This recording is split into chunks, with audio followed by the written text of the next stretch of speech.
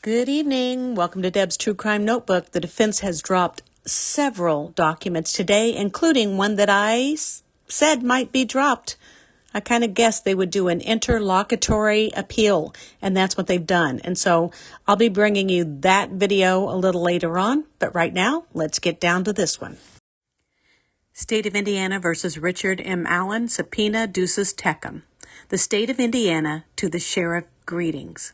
You are hereby commanded to summon Indiana Attorney General's Office in care of Aaron Ridlin, 302 West Washington Street, 5th floor, Indianapolis, Indiana, 46204, to produce the law firm of Hillis, Rosie & Dean, 204th Street, Logansport, Indiana, documentation requested in the request for production of non-party attached hereto, and produce the same within 30 days in connection with the above captioned cause of action, and return the subpoena. Witness this. The date is not filled out. I'm sorry, folks. Blank day of September. I'm going to fill it out for them. It's the 9th. Hillis, Rosie & Dean. It is not signed. Next up is the request for production to non-party. Pursuant to Trial Rule 34C of the Indiana Rules of Trial Procedure, Attorney Bradley A. Rosie requests Indiana Attorney General's Office in care of Aaron Ridlin, 302 West Washington Street, 5th floor, Indianapolis, Indiana, 46204, a non-party to produce the permit, the examination of copying of the following. A complete copy of the Indiana Department of Corrections unemployment file for John Galipeau, including, but not limited to, internal affairs investigations or investigations conducted by any other agent by Indiana Department of Corrections, attendance records, and disciplinary records. Bradley A. Rosie requests that such production be made to him by mailing a copy of said records to Bradley A. Rosie, 204th Street, Logansport, Indiana, 46947.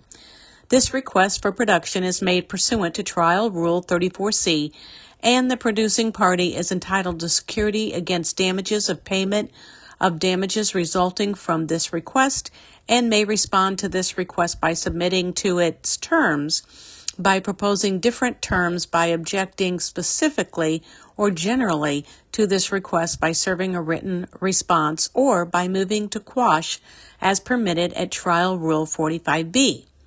Failure to respond to this request for production, or to object to it, or to move to quash as provided by the Indiana Rules of Civil Procedure within 30 days from its receipt, may subject producing party to a motion of sanctions pursuant to Trial 37 of the Indiana Rules of Trial Procedure.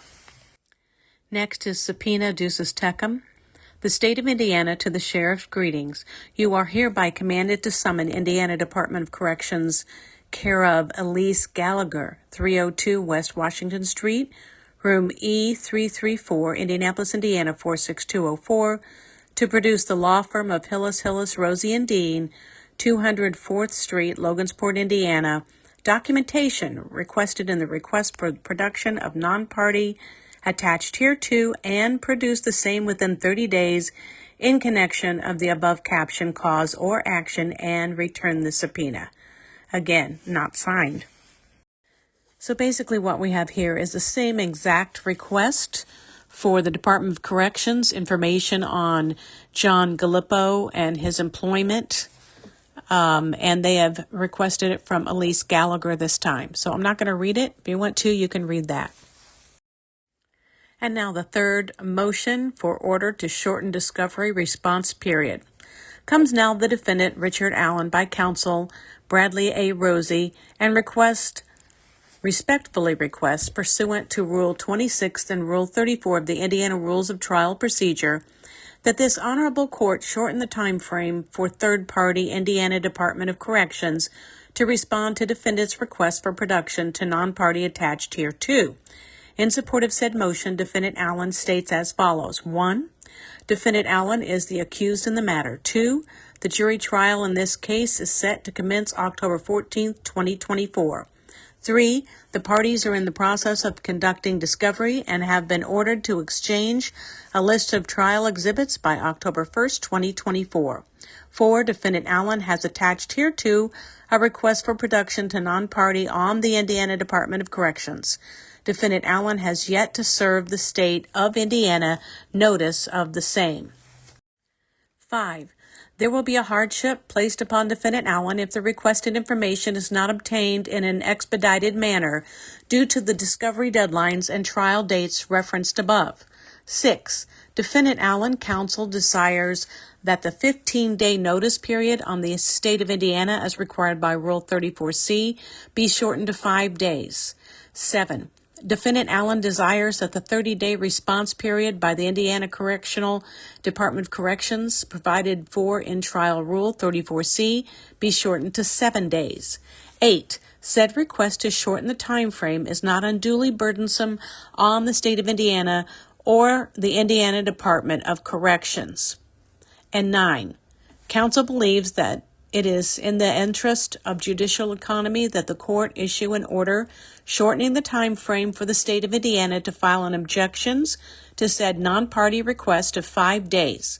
Furthermore, counsel believes it is the best interest of judicial economy that the court enter an order shortening the time frame for the Indiana Department of Corrections to respond to said non-party request from 30 days to 7. Within the 7-day time frame to commence immediately upon service of said request to the Indiana Department of Corrections. And this is signed, respectfully submitted, Bradley A. Rosie. And now you have it. All the documents except for the interlocutory appeal, which will be up next. Watch for that video. Thanks for watching Deb's True Crime Notebook. We'll see you next time. Don't forget to like, subscribe, ring the bell, leave a comment, and whatever else I usually ask you to do. We'll see you in a little bit.